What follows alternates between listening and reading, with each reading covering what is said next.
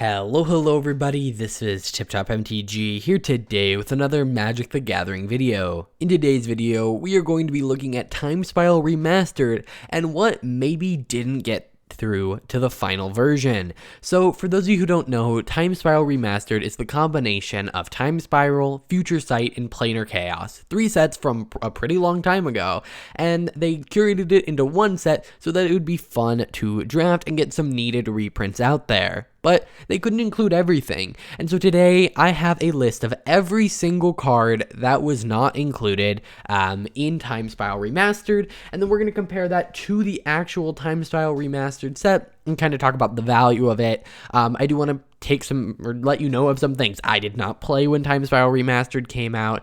I have not ever drafted Time Spiral, when I said Remastered, I did not play when the original Time Spiral came out. I did not draft the original Time Spiral. So if there are any cards in here that you guys notice are really impactful to the draft format, let me know in the comments down below. I'll heart it so you guys can check that out. But we're going to talk about this from a monetary standpoint and what could have been reprinted. And I do understand what the draft themes of Time Spiral Remastered are, so I can also talk a little bit about those. So I have these sorted by USD here, so this will be all in US dollars. So the most expensive card not included was Horizon Canopy, and this was a land that let you tap and pay 1 life to add either green or white to your mana pool, and you could pay 1 and tap to draw a card, and sack it, to draw a card.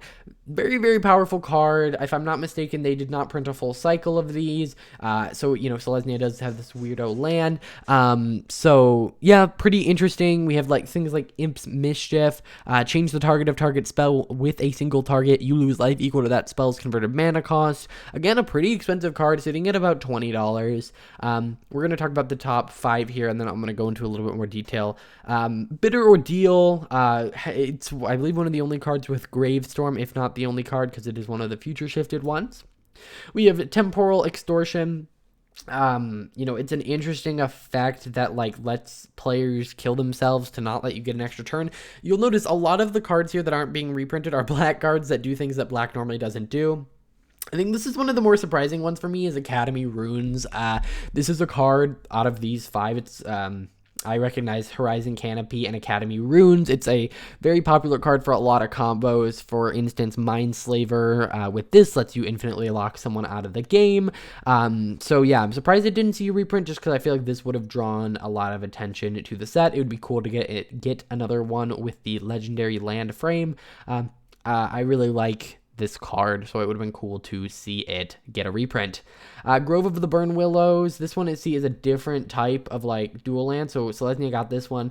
They have, I'm being dumb, there it is, Grove of the Burn Willows, which lets you either add colorless or add a color, and each opponent gains 1 life. Again, pretty good land. I mean, in the grand scheme of things, is that 1 life really that important? I don't know, but pretty good land.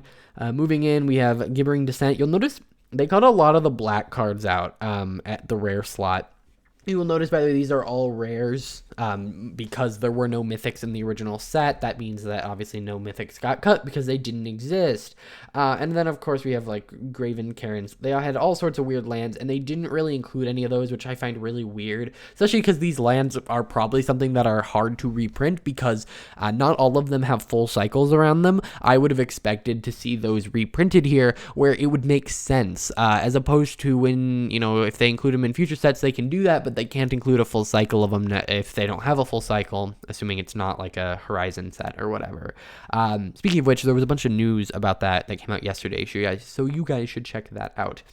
Moving on, we have Veilstone Amulet, Trickbind, Magus of the Moat, that Magus of the Vineyard, Magus of the Coffers. They only printed, I believe, Magus of the Moon, but I'm not sure.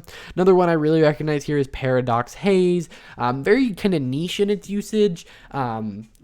And I get that, but I think it would have been cool, especially with the little bit of suspend we have in the set. So yeah, I think this one is an interesting one to have had cut, but maybe just there wasn't enough support for it, and so they cut it. I really wonder how much, how much the draft format impacted this. I assume it was a lot.